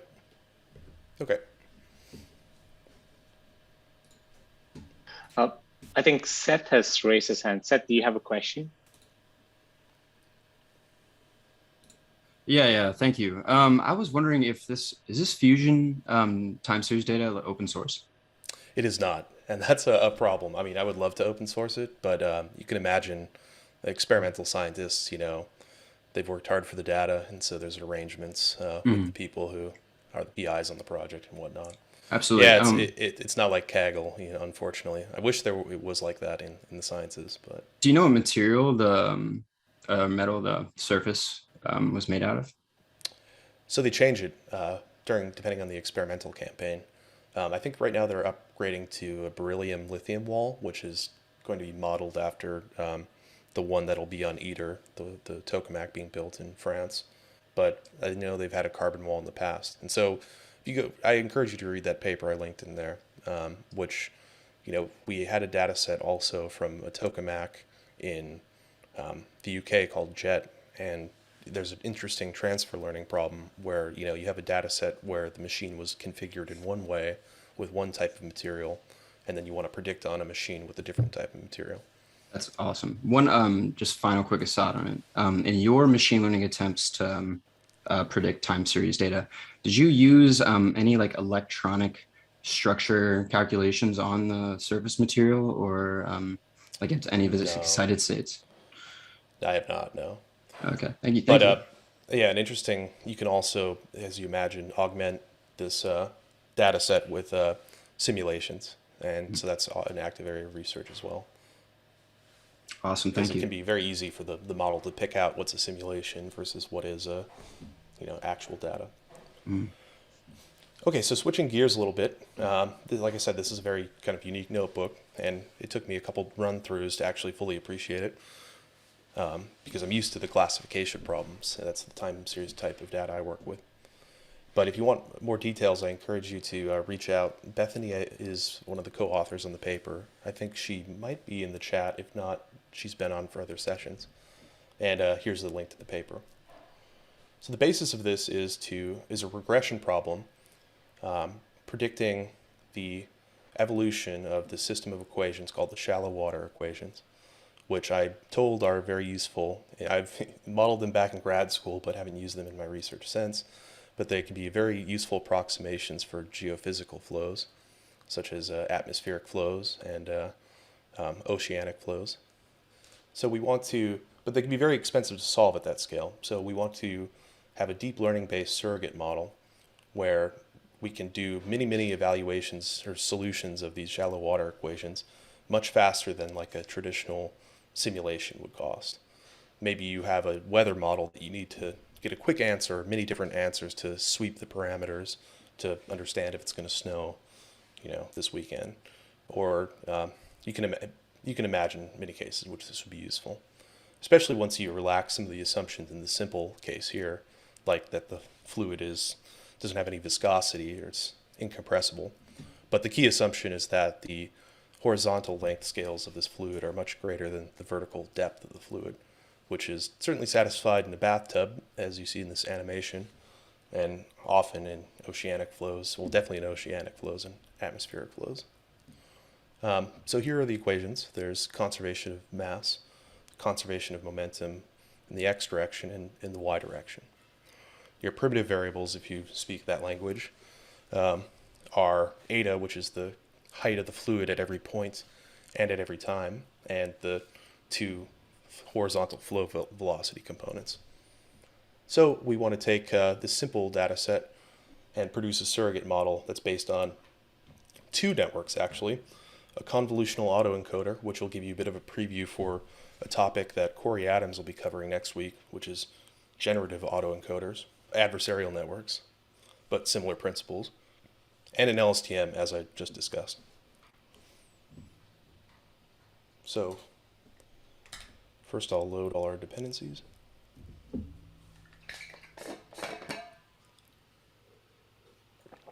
And Romit has prepared this data set, two data sets, our training and our validation data set. So we'll load those.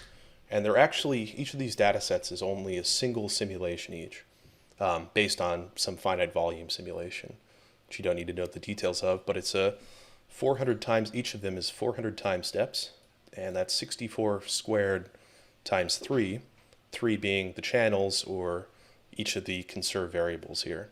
So one for each of these unknown variables. So we're going to first take these 400 snapshots or solutions as it's evolved in time in the training data set and try to reduce the dimensionality from 12,000 to only 4. So first we'll just reshape it and normalize the data. So here's what it looks like at t equals 40, but the initial condition will be more understandable. Just this Gaussian pulse here. So yeah, kind of analogous to the drops in the bathtub animation above. We perturb one of the variables in one spot, and it's going to kind of ripple out into the other variables because they're coupled hyperbolic PDEs. And this is what it looks like if you look at kind of a slideshow. The domain is periodic, so that's why it's kind of leaking over the top boundary as well. And even though it's only 3 equations on a pretty coarse Cartesian grid, this is complicated dynamics still happening here. Okay, so this is, yes, this is just, oh yeah, snapshots, okay. So we'll want to then just define some custom metrics, kind of similar to what Asad did with callbacks and checkpoints. So these won't be used to actually train the network. They're not part of the objective, but TensorFlow gives you the nice ability to just have these kind of ride-along metrics that you can monitor as it's during training. And here's the global switch to if you want to use pre-trained weights, which are included in the GitHub repo, or train the model from scratch. I'll just start by testing because we're down to the last 20 minutes. If there's time, I'll train it too. It doesn't take very long to train on an A100. So here's the meat of the convolutional autoencoder part. And by this point, you've seen this type of architecture many times, or at least twice, at least earlier today, where the encoder is going to start by taking our 64 by 64 by 3.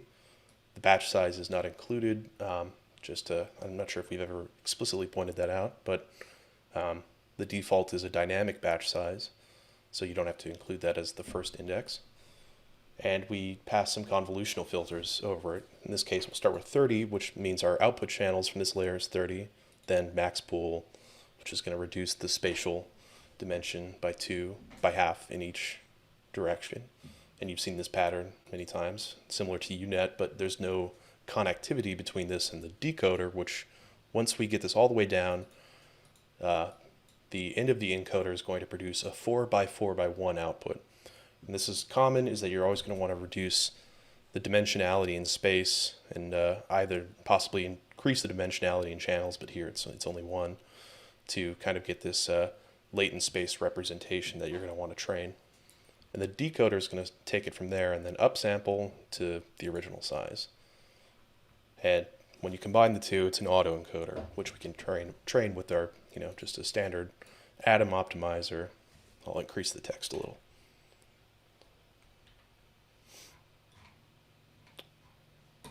And train just like any other network. You can see the network's quite small, which makes sense since the input images are only 64 by 64 by 3, and it's not that hard of a problem. So like I said, I'll use the pre-trained weights for now. So now we want to see what this trained latent space representation looks like. You're basically projecting the original representation of your fluid solution onto a nonlinear manifold. And there's a lot of ongoing research about how to have a good latent space representation. But let's see what this looks like for our deep learning approach.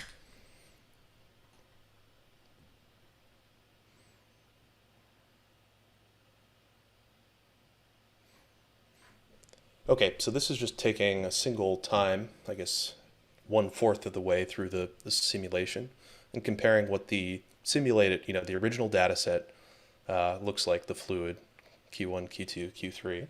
That's the complete description of the state of the fluid at that point.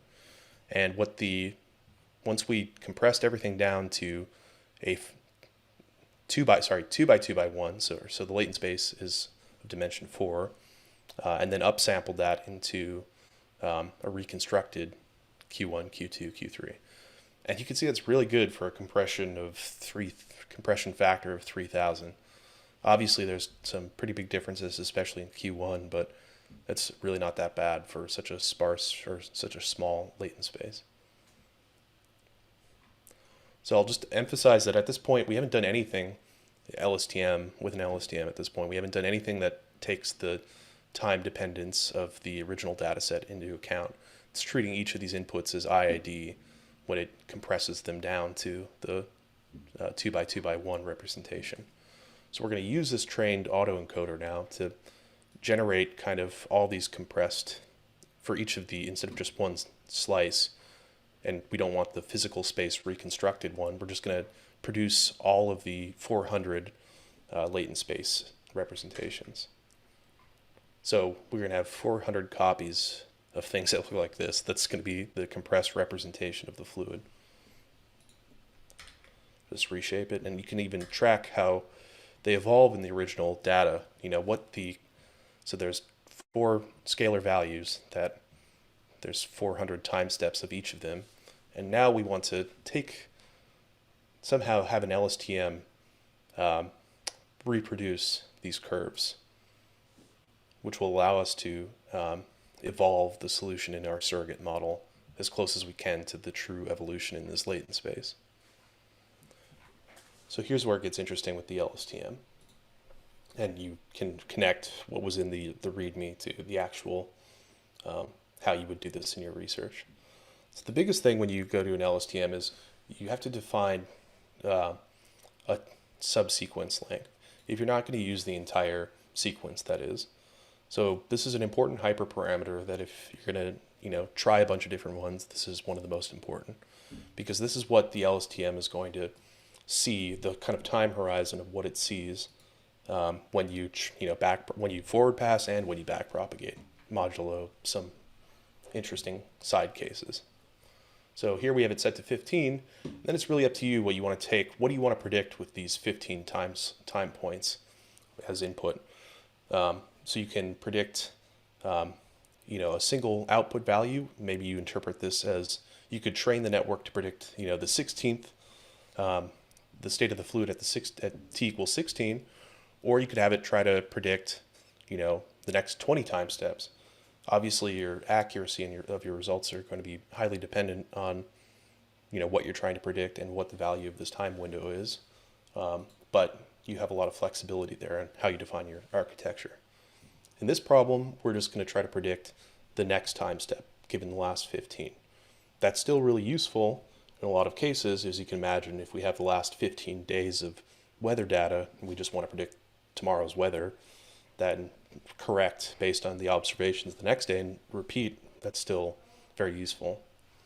So that's what this is doing right here. It's breaking up our sequence of a single simulation, a single initial condition of 400 points, and it's breaking it up into, I think, 385 total samples, because obviously you have to start at t equals 15 to get the first complete subsequence. Then we're going to define our LSTM model, which again depends a lot on what you're trying to predict, because there's lots of options to this LSTM API in Keras. So there's two principal options I'll talk about right here. First one is whether or not the LSTM layer is going to return a sequence or just a single value in the time dimension. So recall from the previous slide, or I guess the README,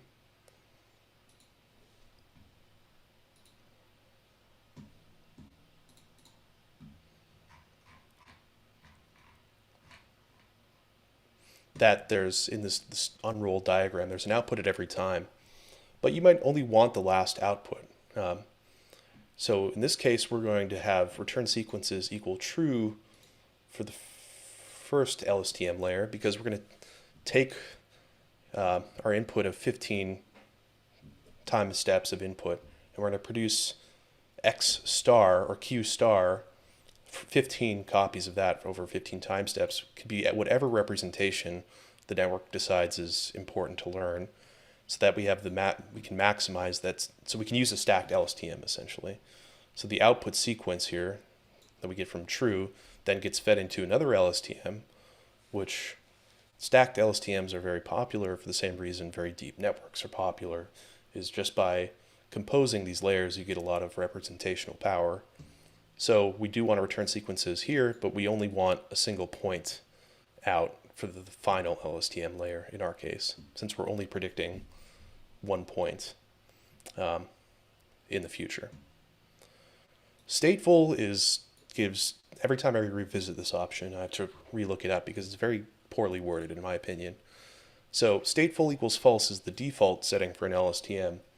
But that doesn't mean it doesn't have any internal cell state, as I showed in the previous diagram. The LSTM is always stateful whenever you have a time window that's longer than one element. Stateful specifically means that it's going to carry over after one of these subsequences, that whatever the cell state is there usually would get reset, because you're going to give it a new subsequence that might have no relation to the first one. But if you set stateful equal to true, you can have long sequences broken up into subsequences and carry the cell state between them. But it can be a huge headache, because then you have to manually reset the state once you get to the end of the total sequence. So I'll just note that this means if you have long sequences broken up into subsequences that you want to learn over multiple batches, then you want to set this to true. In fact, for the fusion problem, we do actually use true, because our sequences span several orders of magnitude in length, and we break it up into subsequences of 128 points. Okay, so that's a lot of information. Like I said, I think I put in a link down here that can summarize it if you need to revisit this. So let's define the model, and then again, we're just going to load to save weights for now, and also have some callbacks and checkpointing. But we're not training, so Oh, and I took this diagram from a very helpful blog post. It's probably been cited as many times as some of the largest ML papers from the last 20 years. And I just juxtaposed the Keras options next to it so you can kind of understand how flexible and how many different, depending on your problem, how you can adapt the options to fit your prediction problem. Sorry, was there a question?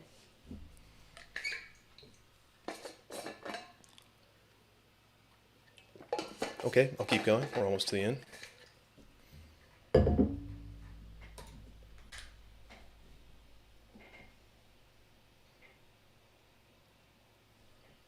So here we're now feeding the validation data, so the separate data set from the training set, the latent space representation of it as the inputs to our trained LSTM to see how it evolves.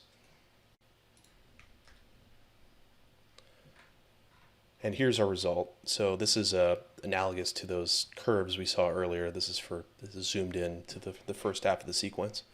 So given the compressed representations of our validation set slices, we can then predict the next step, which is the blue line.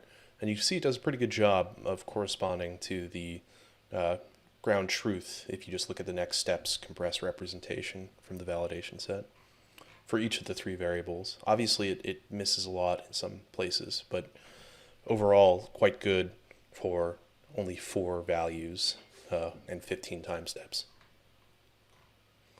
And I think I haven't read the paper in detail for a while, but they were able to get an extremely accurate representation for using a slightly larger latent space, I think of 8 components. So, okay, this is in the latent space representation of the 4 values, but we care about what it looks like when then you take the decoder and apply it to these LSTM outputs.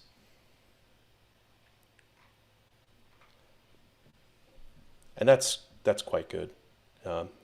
Recall, compare this to the earlier physical space comparison. This is actually predicting into the future. It's interpolating in the sense of, because neural networks really are only good at interpolation. So it's interpolating from what it's seen given the initial conditions in the training set or the single initial condition in the training set. But in this case, it's doing a great job of interpolating in time based on a single simulation. I believe in the paper they used a couple dozen or 100 initial conditions, and they got quite good coverage of the state space to do well for all sorts of initial conditions. Okay, and that's the end of this tutorial. So this just shows a different way in which you can use LSTMs compared to the traditional classification or forecasting problem, where you can actually use it to capture a dynamical representation that normally solved by expensive PDE simulations that you would need a large computer to run on, perhaps. Got a few minutes for questions. Thanks, Kyle. We have a few minutes for questions. Any questions for Kyle or for Asad?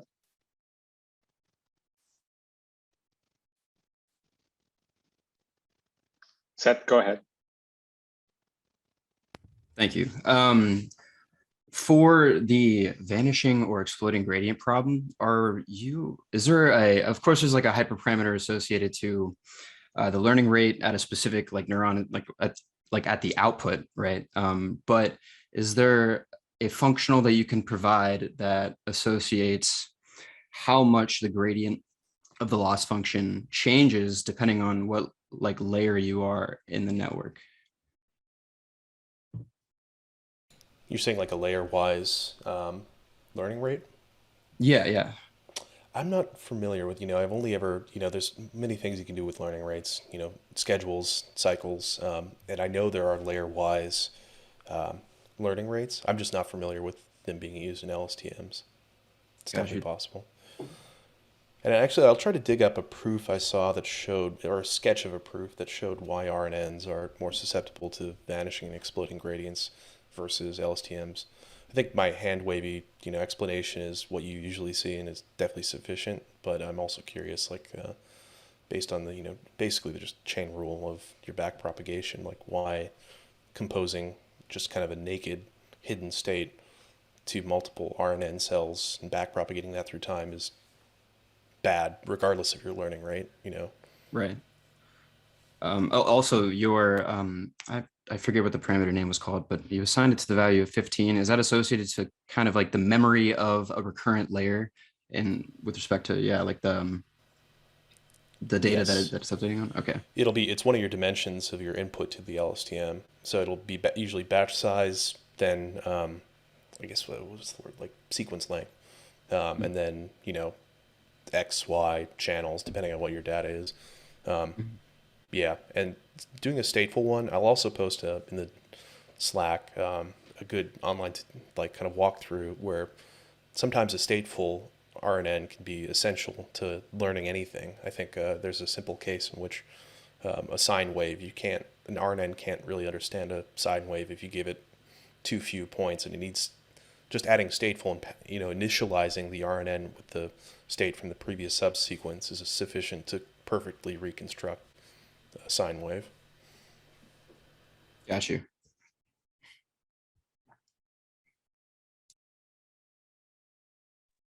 Other questions for the team here?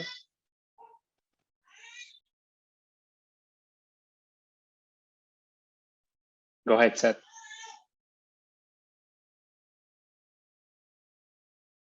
Do you have a question, Seth, or is it just the previous? If you do, please. Yeah, no. So I had to be unmuted. That took a second to come through. Sorry I have another question. Is there a way to check the resources being used on the GPU? Yes, NVIDIA SMI is the fast way to do it. So I guess in this workflow, if you have a cell that's taking a long time, you can pull up a terminal, SSH onto the compute node that your notebook's running on, which I can show you how to get that. I'm not sure if we've covered this. And then you can do watch NVIDIA-SMI, and then it'll show you roughly, it'll sample your occupancy of your GPU and usage of the memory. Yeah, and we have other, we'll actually add some pointers to profiling. So you have, if you use TensorFlow or PyTorch, you have profilers which will give you some information about how effectively it has used the GPU. NVIDIA has tools such as NVProf and DLProf, which will also give you more information. But as Kyle said, NVIDIA SMI is the first, the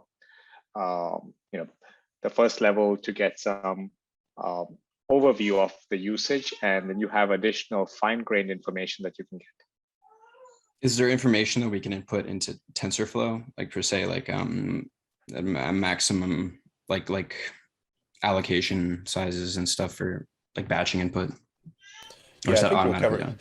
Yeah, I think it's in 3 weeks, maybe, or 3 sessions from now. We'll be covering it. I'm not sure if we're covering that level, but like memory occupancy, you can limit TensorFlow's utilization. I believe by default, it will greedily allocate the entire GPU memory footprint, but you can turn that off. But was it you or someone else is asking in the Slack chat how much control you have over? Yeah, that was me. That was it. Yeah, you don't have much control. I'll say that.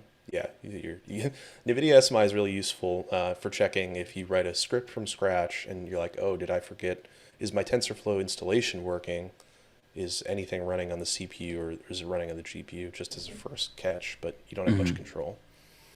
So you are able to spy your own CUDA? Sorry, Seth. So what's the key goal? What are you trying to accomplish? We can perhaps tackle that. Just like more on the how to like efficiently. I'm like just coming from a computer science background, so just like I'm looking more into kind of just like learning CUDA from scratch on how to optimally batch kind of like inputs and for ways to like certain threads to have access to the data, and like if we imagine a bounding box with harmonic boundaries, then we can imagine we just take an efficient way to kind of design an algorithm might be to take a neural network of clusters. Yeah, so the way that you would go about doing that is you could look at various access patterns. You could get, if you look at, say, DLProf, you can get, or NVIDIA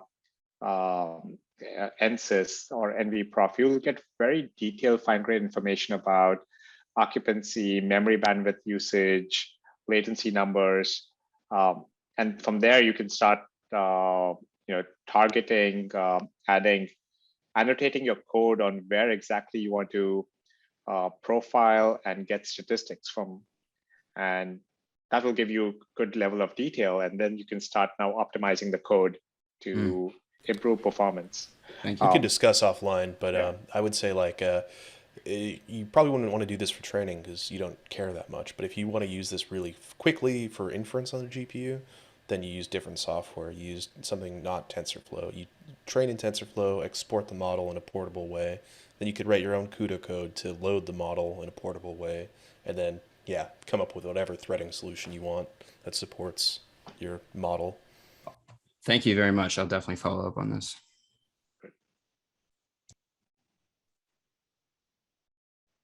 Well, again, this has been really engaging, and I really want to thank Asad and Kyle for giving such a great tutorial and very insightful. Again, thanks everyone for attending.